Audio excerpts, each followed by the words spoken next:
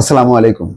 গতকালকেই বলেছিলাম যে যুক্তরাষ্ট্র থেকে 50 জন বাংলাদেশি ফেরত আসছে। তাদেরকে অবৈধ অভিবাসী হিসাবে শাস্তি স্বরূপ ফেরত পাঠানো হচ্ছে।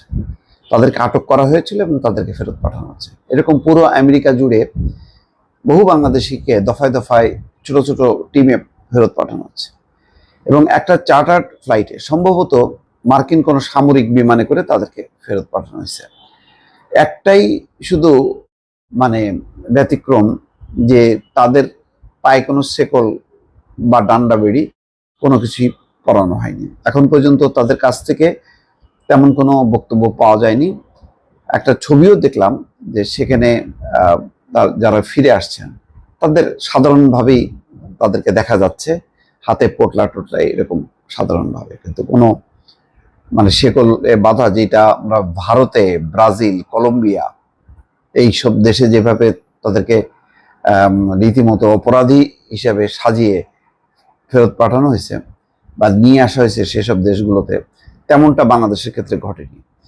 এখানে বলা হচ্ছে যে শনিবার শাহজালাল আন্তর্জাতিক বিমানবন্দরে পৌঁছায় দলটি। রাজধানী হজরত শাহজালাল আন্তর্জাতিক বিমানবন্দরে ইমিগ্রেশন পুলিশ বিষয়টি নিশ্চিত করে। এই দফায় কম বেশি 50 জনকে ফেরত পাঠানোর প্রাথমিক তথ্য পাওয়া গেল কাল ঢাকা এসে পৌঁছেছে 39 জনের একটি দল। তাদের সঙ্গে মানবিক আচরণ করা হয়েছে বলে জানিয়েছে কর্তৃপক্ষ। এর আগে জানা গিয়েছিল যুক্তরাষ্ট্রে অবৈধভাবে অবস্থানের অভিযোগে আটক হওয়া বাংলাদেশের একদল নাগরিককে ঢাকায় পাঠিয়ে দিচ্ছে সে দেশটির সরকার। শনিবার তাদের ঢাকায় পৌঁছানোর কথা রয়েছে বলে গতকাল এক বাংলাদেশি কূটনীতিক জানিয়েছিল। তিনি জানান, প্রেসিডেন্ট ডোনাল্ড ট্রাম্পের প্রশাসন দায়িত্ব নেওয়ার পর থেকে অবৈধ হয়ে পড়া বিভিন্ন দেশের নাগরিকদের পাঠিয়ে দেওয়া হচ্ছে। বাংলাদেশেও প্রতি মাসে কিছু মানুষকে ফেরত পাঠানো হচ্ছে, ছোট ছোট 10 জন, 12 জন, 5 জন, 7 জন করে।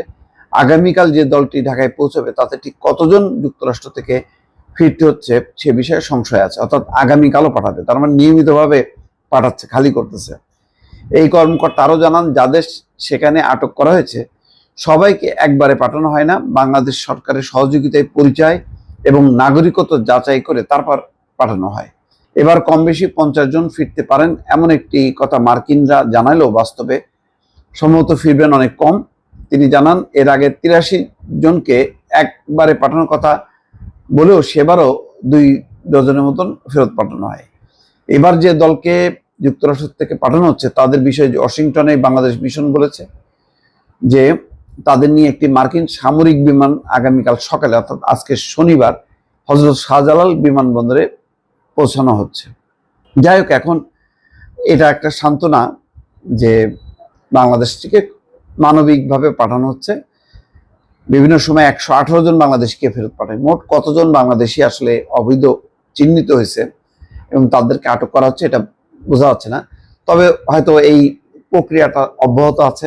যখন তারা যাদেরকে পাবে তাদেরকেই জড়ো করবে এবং ছোট ছোট টিমে তাদেরকে ফেরত পাঠানো হবে। তার মানে মার্কিন মুলুক কিন্তু এখন সম্পূর্ণ অনিরাপদ হয়ে গেল। আগে কোনো রকমে পৌঁছালে আপনার পাসপোর্ট টাসপোর্ট থাকলেও কি থাকলো না, কোনো পুলিশ আপনাকে জিজ্ঞাসাও করবে না। এখন কিন্তু সেই অবস্থাটা নেই।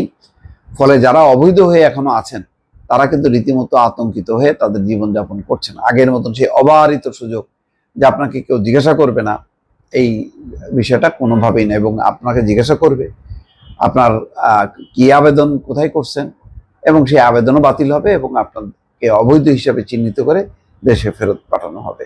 এই হচ্ছে ট্রাম্পের নীতি। কিছুই করার নেই এই মুহূর্তে দর্শক এই বিষয়ে আমাদের সরকারের। ভালো থাকবেন। আল্লাহ হাফেজ।